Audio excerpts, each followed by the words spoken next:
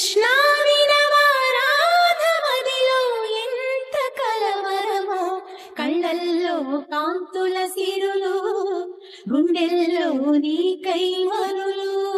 దూర వెన్నెలలో జారు వేళలో కన్నె రాధ కదిలే, మధుర రాగమొకటాలకించి తన ప్రియుని కొరకు వెతికే. వేణు మాధవుని కానలేని చెలి మనసు మూగబోయే.